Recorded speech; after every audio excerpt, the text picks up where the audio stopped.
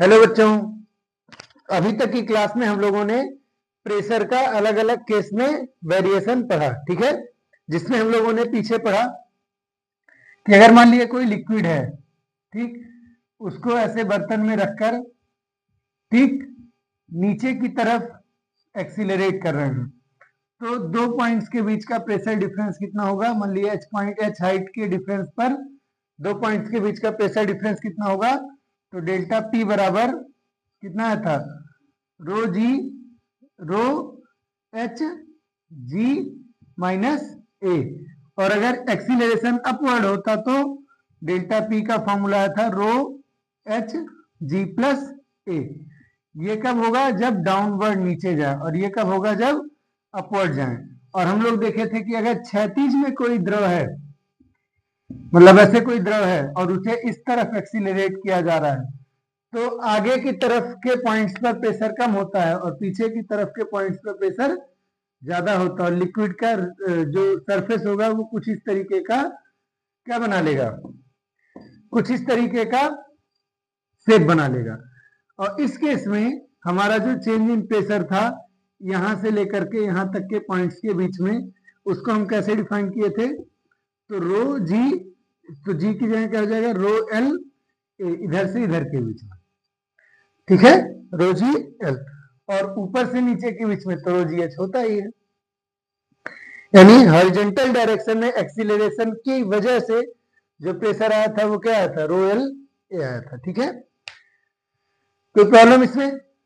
ठीक, अब देखिए, इसके बाद आज की क्लास में हम लोग पढ़ेंगे कि अगर मान लीजिए कोई ट्यूब है, कोई नली है, ठीक, उस नली में कोई लिक्विड एक्सीलरेट कर रहा है, ठीक, कैसे एक्सीलरेट कर, गोल गोल घूम रहा है। जैसे मान लीजिए नली है, इसके अंदर द्रव भरा हुआ है, ठीक, कोई जैसे पानी का बोतल है या ऐसी कोई चीज है, ट्यूब है, उसमें पानी का, उसमें द्रव भरा हुआ है और ये ऐसे घूम रहा है, वो इस एक्सिस के अबाउट क्या कर रहा है, रोटेट हो रहा है। तो किसी दो बिंदु के बीच में प्रेशर का डिफरेंस कैसे निकालेंगे, नली के दोनों सिरों के बीच में प्रेशर का डिफरेंस कैसे निकालेंगे, और जो द्रव है वो मुक्त सिरे पर, यानी जो दूसरी तरफ मुक्त सिरा है उसके उस सिरे पर कितना बल लगाएगा वो भी ज्ञात करेंगे। तो आज हम लोग करेंगे pressure difference in rotating fluid, pressure difference in rotating fluid, घूर्णन करते हुए फ्लूइड में प्रेशर का डिफरेंस क्या होगा। ठीक, तो मान लीजिए एक ट्यूब है, नली है, और इस नली में को बंद करके दोनों सिरों पर इसमें क्या भर दिए, द्रव भर दिए, मतलब द्रव भर करके क्या कर दिए, बंद कर दिए। अब जब द्रव भर करके बंद कर दिए तो एक सिरे के परितः, यानी एक सिरे के अबाउट इसे ओमेगा कोणीय वेग से क्या कर रहे हैं, घुमा रहे हैं। ठीक है, कुछ इस तरह से ए ऐसे पकड़ के ऐसे घुमा रहे हैं, ऐसे, ठीक, कोणीय वेग से। कितने कोणीय वेग से, ओमेगा कोणीय वेग से। कोणीय वेग क्या होता है, एकांक समय अंतराल में चले गए कोण को, कोणीय दूर विस्थापन को क्या कहते हैं, कोणीय वेग कहते हैं। ठीक है, ये बात समझ में आई। अब हमें निकालना क्या है, इस सिरे से इस सिरे के बीच का प्रेशर डिफरेंस और इस सिरे पर द्रव द्वारा लगाया गया बल। मान लीजिए कि इस पूरे नली की लंबाई है L और इस नली का अनुप्रस्थ परिच्छेद क्षेत्रफल है कैपिटल A। क्लियर है? और इसके अंदर जो द्रव भरा हुआ है, यानी लिक्विड भरा हुआ है, उसका घनत्व कितना है, डेंसिटी है रो। ठीक है, एल हो गया लेंथ ऑफ ट्यूब, एल क्या हो गया, लेंथ ऑफ ट्यूब, नली की लंबाई, एल क्या हो गया, लेंथ ऑफ ट्यूब यानी नली की लंबाई। रो क्या है, द्रव का घनत्व, और ए अनुप्रस्थ परिच्छेद क्षेत्रफल यानी एरिया ऑफ क्रॉस सेक्शन, अनुप्रस्थ परिच्छेद क्षेत्रफल, एरिया ऑफ क्रॉस सेक्शन। ठीक, और ओमेगा एंगुलर वेलोसिटी से क्या कर रहा है, घूम रहा है, तो ओमेगा है एंगुलर वेलोसिटी, एंगुलर वेलोसिटी जिसे हिंदी में क्या कहते हैं, कोणीय वेग, हिंदी में कहेंगे कोणीय वेग। ठीक है।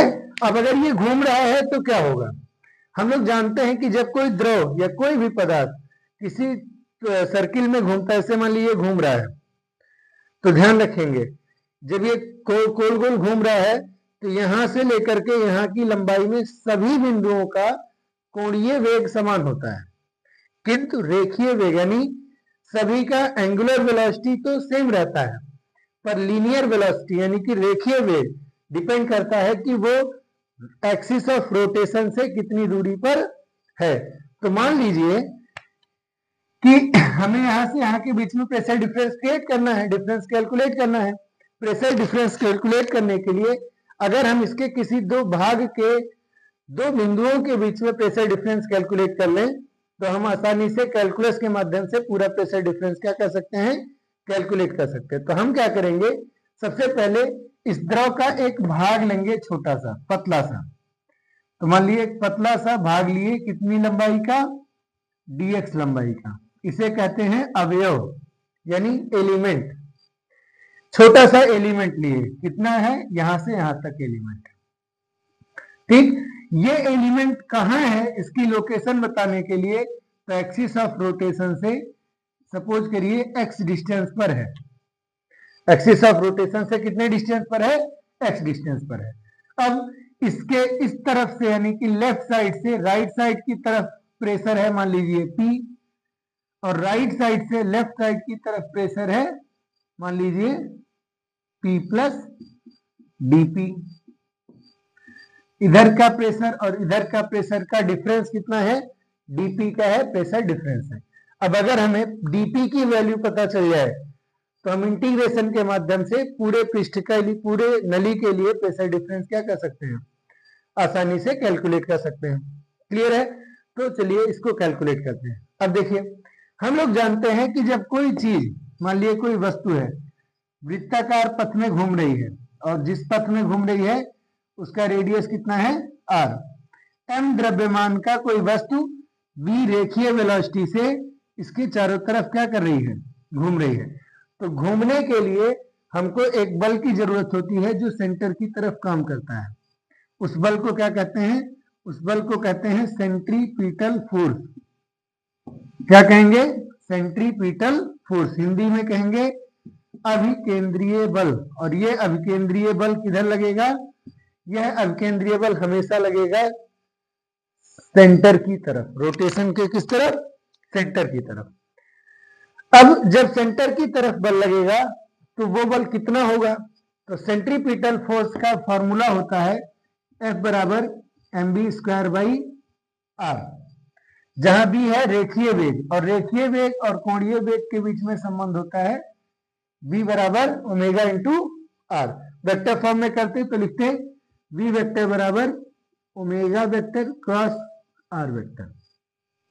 ठीक है, जहां ओमेगा कोणीय वेग है और r उसकी त्रिज्या है, यानी कि पथ की क्या है, त्रिज्या है।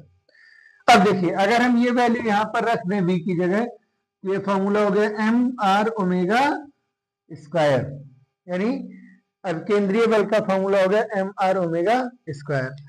अब ये हम लोग यहाँ क्यों डिस्कस कर रहे हैं, ऐसा इसलिए क्योंकि हमारा जो कण है, यानी जो हमारा अवयव है dx वाला, उसका कुछ द्रव्यमान है, और चूंकि पूरी नली वृत्ताकार पथ में घूम रही है तो ये अवयव भी वृत्ताकार पथ में घूम रहा होगा। जैसे ये पूरी नली घूम रही है तो इसके ऊपर कोई छोटा सा अवयव है, तो जब ये घूम रहा है तो ये अवयव भी पूरे परिपथ में क्या कर रहा है, घूम रहा है। ये जो एलिमेंट है किस रेडियस में घूम रहा होगा, एक्स रेडियस में घूम रहा है। कितने एंगुलर वेलोसिटी से घूम रहा है, तो ओमेगा से घूम रहा है, यानी हमको त्रिज्या यानी रेडियस और एंगुलर वेलोसिटी पता है। अगर हमको इस छोटे से हिस्से का मास पता चल जाए तो रिक्वायर्ड सेंट्रीपिटल फोर्स की वैल्यू पता चल जाएगी। तो रिक्वायर्ड सेंट्रीपिटल फोर्स कितना है, required centripetal force, centripetal force FC की वैल्यू कैसे निकालेंगे, तो dm उसका मास, dm मतलब स्मॉल मास क्योंकि छोटे से हिस्से का लिए हैं, इसका रेडियस कितना है x और एंगुलर वेलोसिटी कितना है ओमेगा। मास कैसे निकालते हैं, डेंसिटी इंटू वॉल्यूम से। डेंसिटी कैसे निकाले, तो रो, और इसका एरिया ऑफ क्रॉस सेक्शन है ए, और इसकी लंबाई है dx into X into omega square. तो इतना फोर्स हमको चाहिए, और ये फोर्स की दिशा किस तरफ होनी चाहिए, इस फोर्स की दिशा होनी चाहिए केंद्र की तरफ, यानी जिस तरफ एक्सिस ऑफ रोटेशन है उस तरफ। अब बल मिल कहां से रहा है, तो एक द्रव इस तरफ है और कुछ द्रव उस तरफ है। इस तरफ के द्रव मतलब लेफ्ट साइड के द्रव राइट साइड की ओर एक बल लगा रहे हैं जो होगा P इंटू इसका area of cross section. Right side के द्रव यानी लिक्विड इस एलिमेंट पर लेफ्ट साइड की तरफ बल लगा रहे हैं जिसकी वैल्यू होगी P plus dP into area of cross section. यानी नेट बल जो लग रहा है वो लग रहा है P plus dP into area of cross section minus P into area of cross section. ये क्या लग रहा है, ये लग रहा है नेट बल। और ये किस तरफ है, ये है रेडियस के तरफ। किस तरफ है, रेडियल डायरेक्शन में है, यानी अंदर की तरफ है, जिधर वो वृत्त, जिधर वो क्या कर रहा है, जैसे घूम रहा है उसके रेडियस के अनुदिश है। इतना क्लियर है, इसका स्क्रीनशॉट ले लीजिए चाहे तो आप।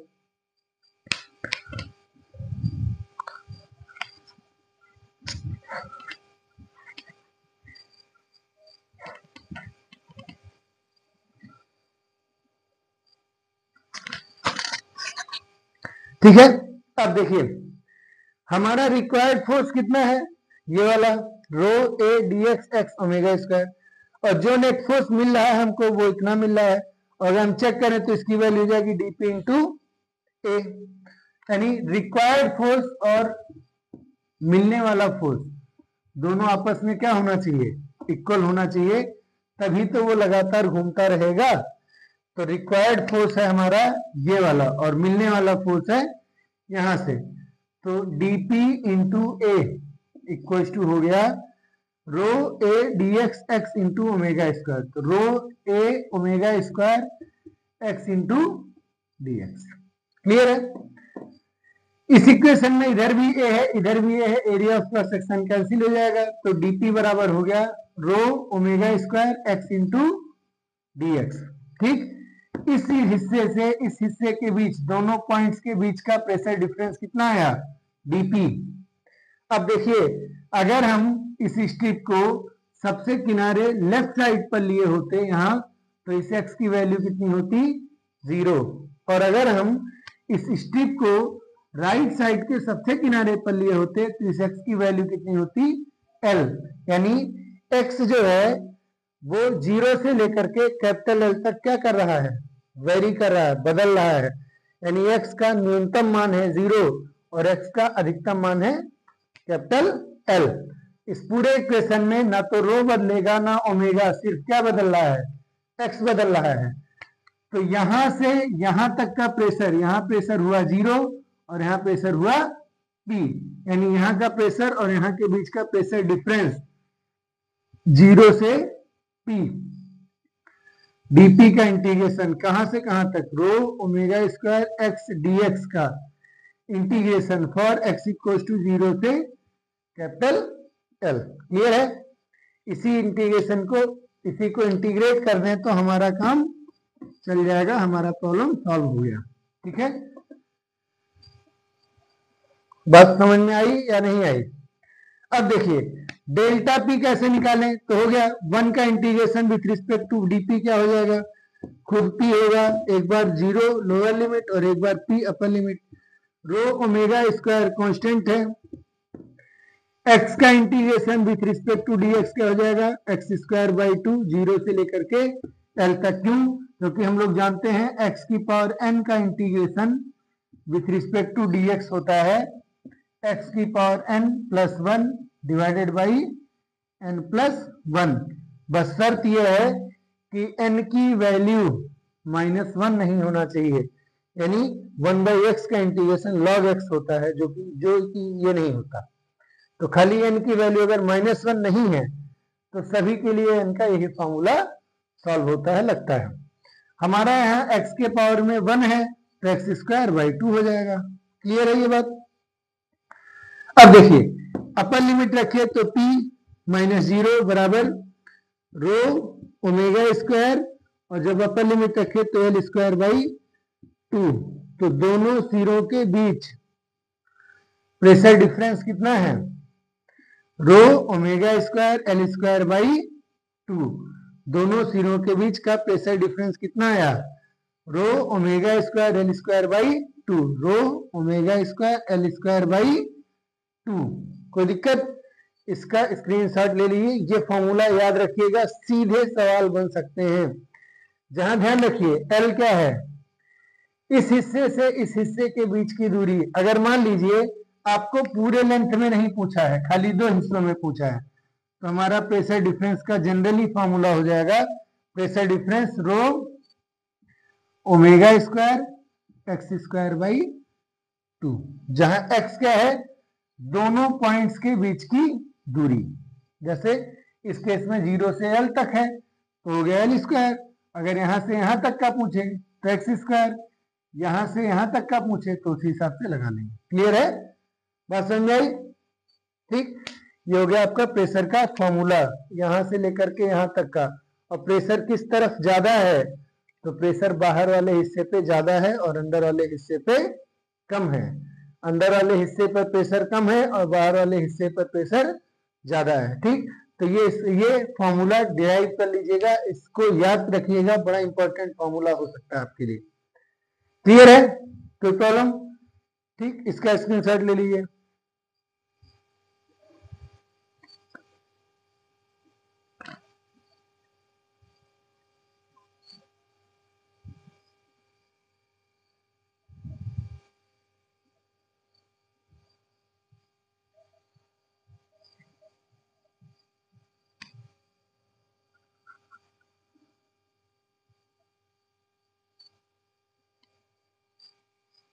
ठीक है, हो गया?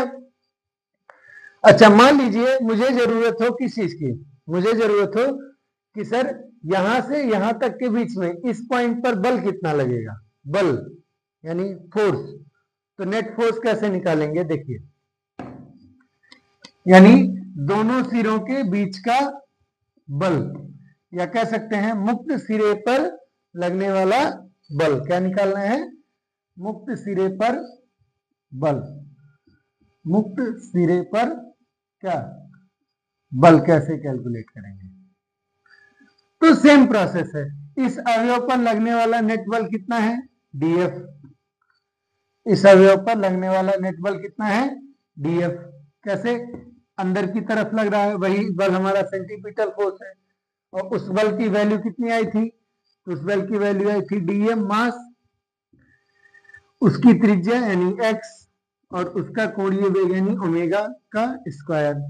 ठीक, डीएम कैसे निकालेंगे? तो डीएम निकालेंगे rho A DX into X into omega square. DF मतलब इस अवयव के इस सिरे और इस सिरे के बीच का बल का अंतर। इधर का बल F और इधर का बल F प्लस डीएफ। तो ये हो गया डीएफ। क्लियर है? तो टोटल F कितना हो गया?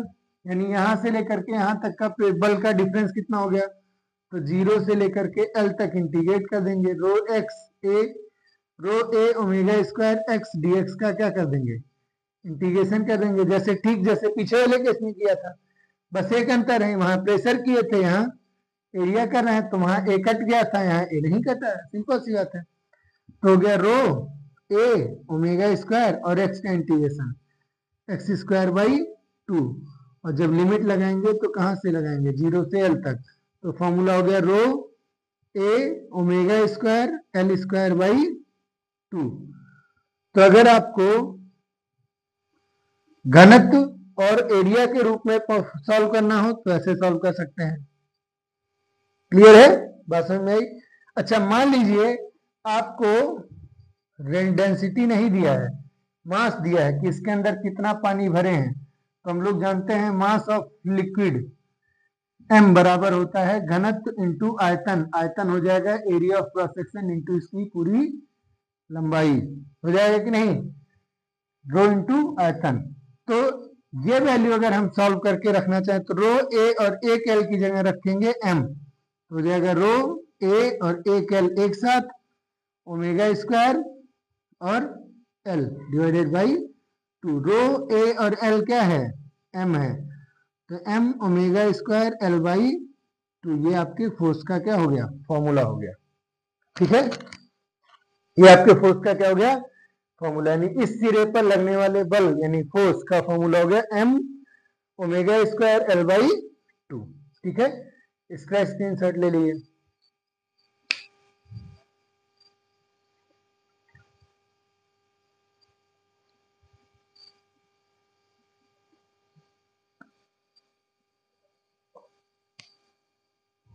क्लियर है, कोई प्रॉब्लम इतने में? अब हम लोग इसके बाद आज की क्लास में कुछ क्वेश्चंस करते हैं जो अभी तक प्रेशर पर, ठीक है, हमने जितना प्रेशर के बारे में पढ़ा उससे रिलेटेड क्वेश्चंस करते हैं। ठीक है, चलिए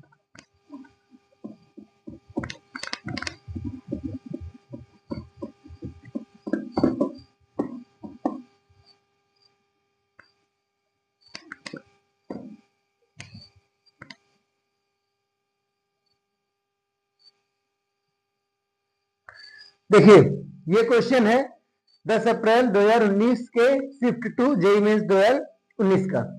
क्वेश्चन कह रहा है a submarine experiences pressure 5.095 into 10⁶ pascal at depth d1 in a sea. When it goes further to a depth d2, it experiences a pressure of 8.08 into 10⁶ pascal. Then d1 minus d2 is approximately where rho of water and density of water दिया हुआ 10⁻³ और g की value दिया हुआ है 10 metre पर second. हम लोग जानते हैं कि जैसे जैसे लिक्विड के नीचे जाते हैं किसी भी सरफेस पे, किसी भी लिक्विड में नीचे आते हैं, प्रेशर क्या होता है, बढ़ता है।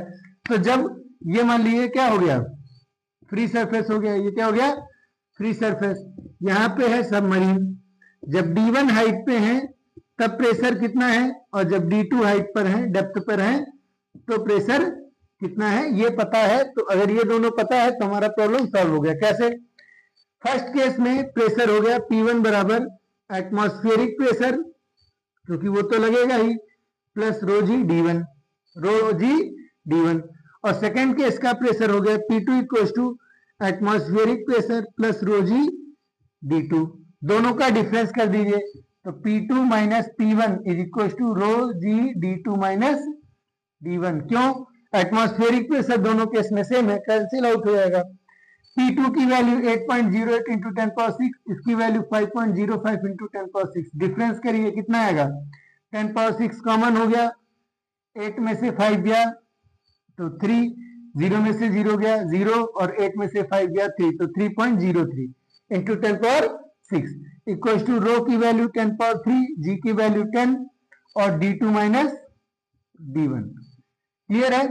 3.03 इंटू 10⁶, 3.10⁻³ और 1 2 10⁻⁴ दोनों सॉल्व हो गया, तो 3.03 इंटू 10⁻² बराबर d2 minus d1। d2 minus d1 की वैल्यू कितनी आई, 303 बराबर d2 माइनस d1। क्या 303 दिया है? नहीं दिया है, तो अप्रोक्सीमेट वैल्यू कौन सी, 300 metre. Answer clear, thank you, हो गया।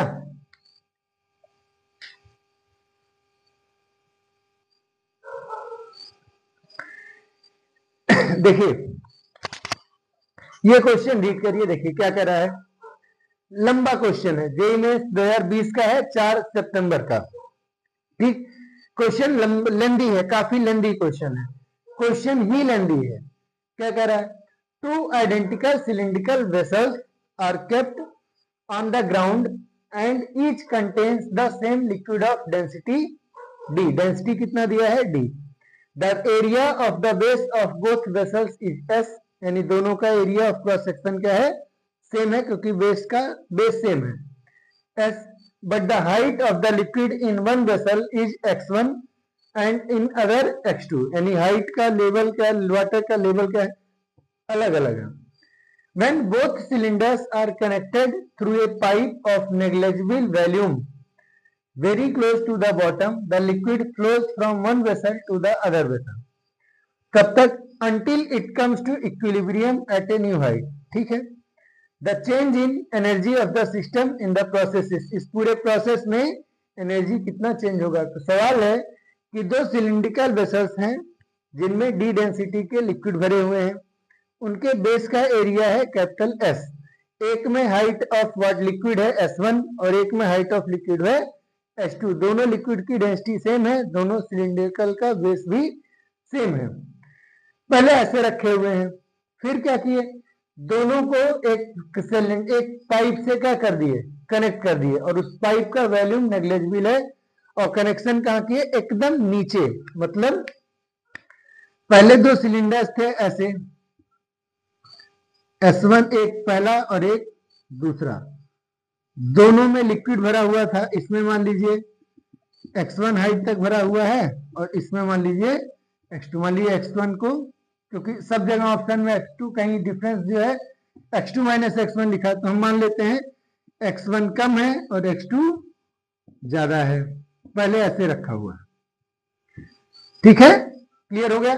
अब हमने क्या किया, कह रहा है when both cylinders are connected through a pipe. अब क्या किए, दोनों सिलेंडर्स को पाइप के रास्ते से, पाइप की सहायता से जोड़ दिए, और जो पाइप लगाए हैं उसका जो वॉल्यूम है कंसीडरेबल नहीं है, यानी इसके अंदर कोई लिक्विड नहीं है। मान के चलिए कि ये दोनों लिक्विड क्या है, बराबर है। अब सिंपल, जब इन दोनों सिलेंडर्स को ऐड करेंगे, कनेक्ट करेंगे, तो क्या होगा, यहाँ प्रेशर ज्यादा होगा, यहाँ प्रेशर कम होगा। तो जब यहाँ प्रेशर ज्यादा है तो लिक्विड नीचे की तरफ दबेगा, जब ये नीचे जाएगा तो ये ऊपर जाएगा, यानी दोनों बैलेंस होके एक कॉमन हाइट पर क्या होंगे, आके इक्विलिब्रियम पर आ जाएंगे। इतना बात क्लियर हुआ, बात समझ में आई कि नहीं आई, इतनी चीजें क्लियर हुई। तो मान लीजिए कॉमन हाइट की वैल्यू है x, ठीक है, इधर भी कितना होगा x, इधर भी कितना होगा x, इधर x2 इधर x1, इसमें कोई दिक्कत। अब क्या कह रहा है, इस पूरे प्रोसेस में चेंज इन एनर्जी पूछा है, तो एक बार जब तक चलेगा तब तक तो काइनेटिक चेंज होगा, लेकिन जब एक बार स्टेबल हो गया, इक्विलिब्रियम पर आ जाएगा, तो काइनेटिक एनर्जी में कोई चेंज फाइनली नहीं है। तो जो भी चेंज है वो सिर्फ किस वजह से है, पोटेंशियल एनर्जी की वजह से चेंज हो रहा है।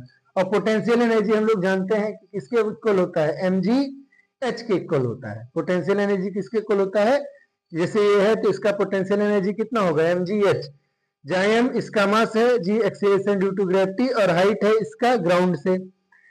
लेकिन अगर यही बॉडी ऐसे हो तब mgh कितना होगा, m पूरा मास, g और हाइट, हाइट कहां, इसके सेंटर ऑफ मास से, हाइट कितना लेंगे, सेंटर ऑफ मास से।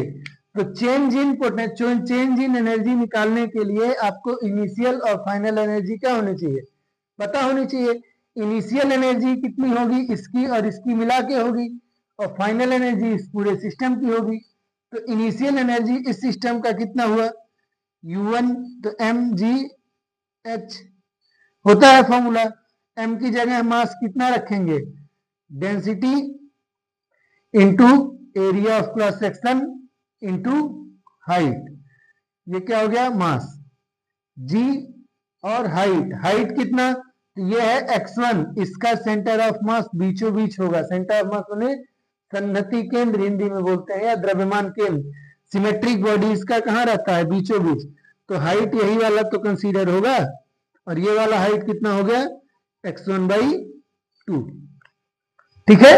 इसी तरीके से इसका पोटेंशियल एनर्जी निकालेंगे U2, तो d density, s area of cross section, इसका हाइट x2, तो ये हो गया वॉल्यूम, g और इसका हाइट लेंगे तो कितना लेंगे, x2/2। कोई प्रॉब्लम, इसका और इसका मिला के टोटल इनिशियल एनर्जी हो गया d s g, ठीक, d s g दोनों में है, कॉमन कर लिए।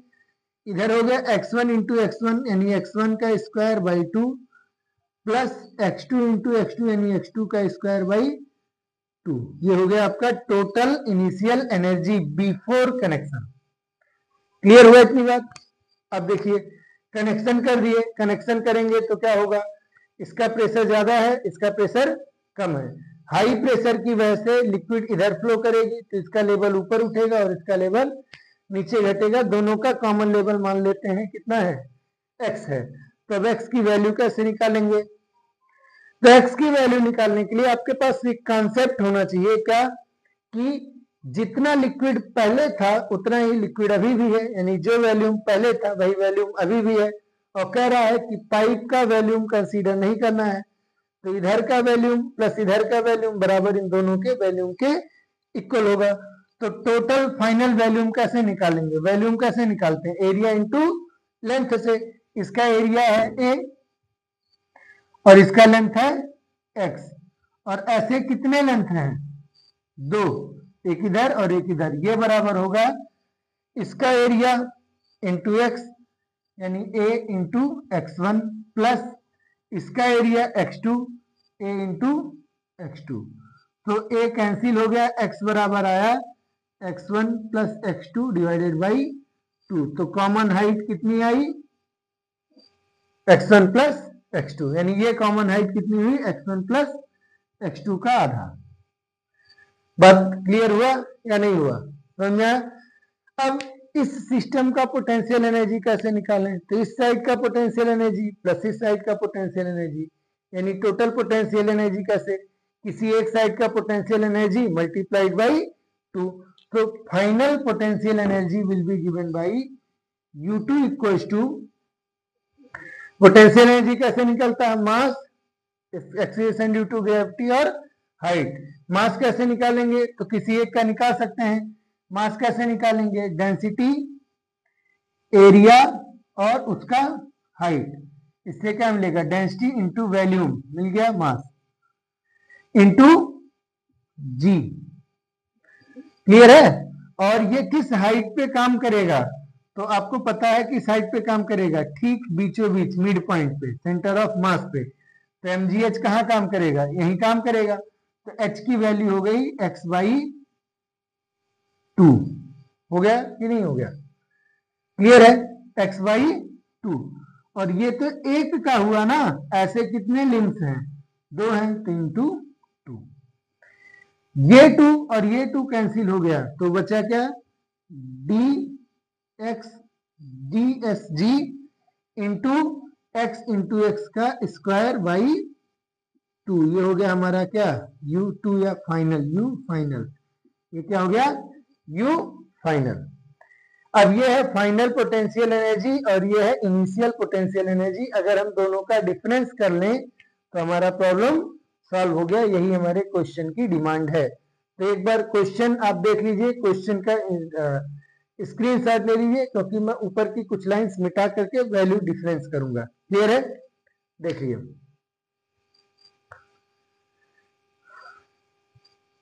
हो गया। अब देखिए, ऊपर की लाइंस में मिटा दे रहा हूं, क्योंकि अब हमको पता है कि करना क्या एक्चुअली।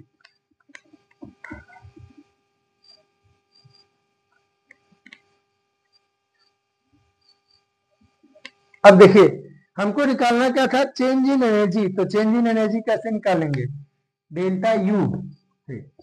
तो final minus initial, final minus initial से कर सकते हैं, final value minus initial value. तो हो गया D S ji x square by 2 एक वैल्यू, माइनस डी एस जी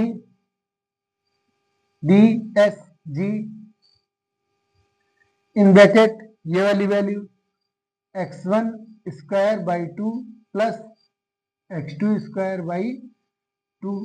क्लियर है? बात समझ में आई? ये है फाइनल एनर्जी और ये है initial energy. D S G common है, बाहर ले लिए, डी एस जी कॉमन ले लिए, बाहर ले लिए। ठीक, इसमें भी 2 है, इसमें भी 2 है, चाहे तो कॉमन लेके बाहर निकाल लीजिए। तो बचेगा क्या?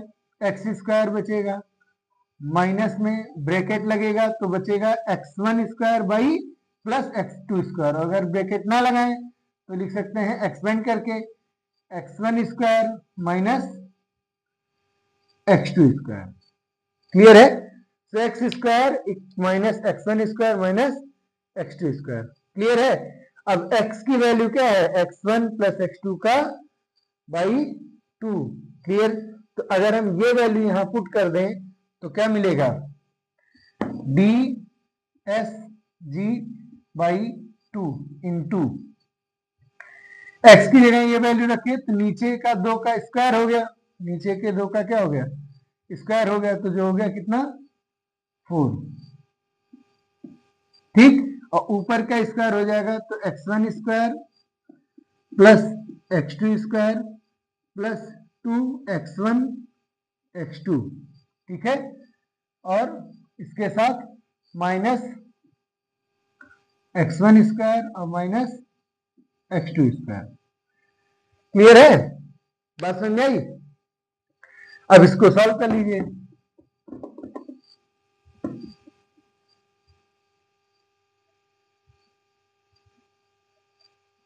ठीक है, हमारे पास जो आंसर आएगा वो यहां से आ जाएगा, ये यहां पर स्क्वायर था।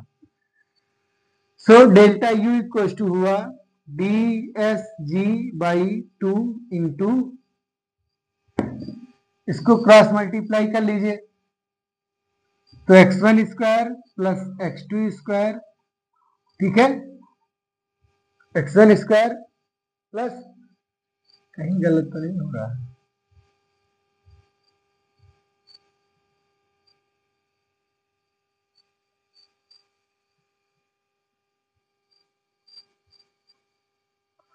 ठीक है। यह अब देखिए देखिए एक चीज ध्यान दीजिए, यहाँ कितना है एक्स स्क्वायर बाई 2 और ये आया कैसे फाइनल वैल्यू, फाइनल वैल्यू कहाँ है, यहाँ डी एस एक्स जी एक्स, ठीक है। हाँ एक चीज देखिए 2 और ये 2 आपस में क्या हो गया, कैंसिल आउट हो गया, तो अगर ये 2 और 2 कैंसिल हो गया तो यहाँ से 2 गायब हो गया, अगर यहाँ 2 गायब हो गया तो यहाँ पे भी 2 नहीं होना चाहिए, नहीं है, अगर यहाँ 2 नहीं है तो ये जो हम लोग कॉमन लिए वो गलत हो जाएगा, तो कॉमन वाला हिस्सा हटा देंगे। अब आंसर हमारा आएगा, कैसे आएगा देखिए, ठीक। So we are left with D S G in bracket X square की जगह क्या लिख सकते हैं, x1 प्लस x2 का whole square minus D S G common हो गया है, x1 का स्क्वायर बाई 2 प्लस x2 का स्क्वायर बाई 2, ठीक है। अगर हम इस 2 को स्क्वायर करें तो सबको स्क्वायर करें क्या हो जाएगा, D S G in bracket x1 by 2 का whole square x1 square by 4, x2 by 2 का whole square x2 square by 4 plus 2 x1 by 2 into x2 by 2, क्योंकि देखिए दो को दोनों के साथ ले लिया अलग अलग, और माइनस ये वाली value x1 square by 2 minus x2 square by 2, हो गया कि नहीं, हो गया ना, समझ में आई बात। अब यहां तक क्लियर है। अब देखिए D S ji x1 square by 4, x1 by 4, x1 square by 4, x2 square by 4 minus x1 square by 2, x2 square by 2, तो अगर हम इस वैल्यू में से इस वैल्यू को घटाएंगे तो क्या आएगा, माइनस साइन आएगा, क्या आएगा, माइनस साइन के साथ आएगा माइनस x1 स्क्वायर बाई 4, इसमें से घटाएंगे तो आएगा माइनस x2 स्क्वायर बाई 4, और इसको लेंगे तो आएगा प्लस, एक टू कट गया, 2x1 x2, तो ऐसे लिख सकते हैं 2x1 by 2 into x2 by 2, ठीक। अगर हम इस माइनस साइन को बाहर ले जाएं, इस माइनस साइन को क्या करें, यहां भी है यहां भी, यहां नहीं है, तो अगर हम माइनस साइन को कहां ले जाएं, इस माइनस साइन को बाहर ले जाएं तो यहां आएगा, माइनस साइन बाहर आएगा तो ये प्लस हो जाएगा, ये प्लस हो जाएगा और ये क्या हो जाएगा, माइनस हो जाएगा। क्लियर है, एक स्टेप हमारा बच गया। तो अब ध्यान से देखिए x1 स्क्वायर बाई 2 का होल स्क्वायर है, यानी x1 बाई 2 का होल स्क्वायर, x2 बाई 2 का whole square minus 2x1 by 2 x2 by, यानी a square B square minus 2ab, तो ये हो गया माइनस डी एस जी और इन bracket x1 by 2 minus x2 by 2 का होल स्क्वायर, तो x1 माइनस x2 बाई 2 का होल स्क्वायर, ठीक। माइनस साइन ये बता रहा है कि एनर्जी घटी है, यानी इस प्रोसेस में क्या हुआ होगा, एनर्जी लॉस हुई होगी। तो अगर हम इस माइनस को इग्नोर कर दें अभी के लिए, खाली वैल्यू देखें, तो हो जाएगा यहाँ पे डी ऑप्शन में 4 भी था, डी ऑप्शन में क्या है 4 भी है। तो हमारा आंसर हो जाएगा 2 का स्क्वायर 4, तो डी एस जी बाई 4 और x1 माइनस x2 का होल स्क्वायर। अगर हम इस चीज को उधर लेके भेज दें तो हो जाएगा x2 माइनस x1 का होल स्क्वायर। क्लियर है? अगर ना भी भेजना चाहें तो ये चूंकि स्क्वायर है तो वैल्यू चाहे x1 लिखें चाहे x2 लिखें, जो भी वैल्यू आएगी वो हमेशा पॉजिटिव ही रहेगी। तो as a whole overall value negative आने का मतलब है कि इस पूरे प्रोसेस में एनर्जी का क्या हुआ है, लॉस हुआ है। और आपका फाइनल आंसर है ये वाला, जो 4 ये 4 था वो छूट गया था गलती से। ठीक है? क्लियर है? बहुत काफी कॉम्प्लिकेटेड लग रहा होगा, लेकिन अगर आप स्टेप से वीडियो देखेंगे तो आपको सारी चीजें क्लियर दिखेंगे। ठीक है? तो आज की क्लास के लिए सिर्फ इतना ही। कल से हम लोग स्टार्ट करेंगे पास्कल का नियम और उसके बाद फिर मैनोमीटर का कंसेप्ट पढ़ेंगे। यानी कल की क्लास में हम लोग पढ़ेंगे पास्कल का नियम, हाइड्रोलिक लिफ्ट और मैनोमीटर का कंसेप्ट। ठीक है? तब तक के लिए थैंक यू।